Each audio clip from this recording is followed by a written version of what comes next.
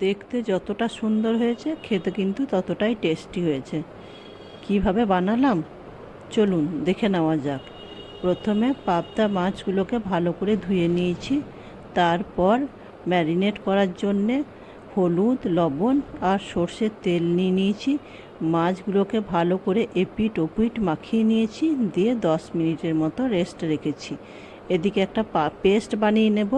একটা বাটিতে নিয়ে নিয়েছি 1 চামচ সর্ষে, 1 চামচ পোস্ত, একটু আদা, কয়েকটা রসুনের কুচি আর একটা লঙ্কা।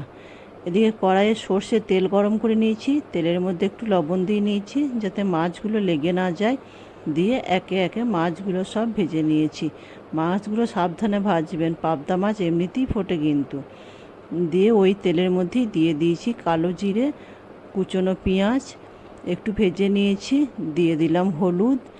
এবারে আমি যে পেস্টটা করে রেখেছিলাম সেটা এখানে দিয়ে যতক্ষণ পর্যন্ত আদা রসুনের কাঁচা গন্ধ না যায় ততক্ষণ পর্যন্ত কষিয়ে নেব।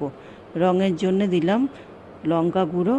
একটা টমেটো পেস্ট করে রেখেছিলাম সেটাও দিয়ে দিলাম, দিয়ে 3 থেকে 4 মিনিট আরও কষিয়ে নিলাম।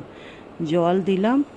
যখন ঝোলটা আমার ফুটে উঠল তখন আমি এখানে স্বাদ মতো লবণ দিলাম আর ভেজে রাখা মাছগুলো একে একে দিয়ে দিলাম। আর ঝালের জন্যে দিলাম কাঁচা লঙ্কা। আপনারা যে যেমন ঝাল খাবেন সেই অনুযায়ী লঙ্কা দেবেন। ব্যাস, আমার এখানে পাবদা মাছের রসা রেডি হয়ে গেল। কেমন হয়েছে বন্ধুরা জানাতে ভুলবেন না কিন্তু।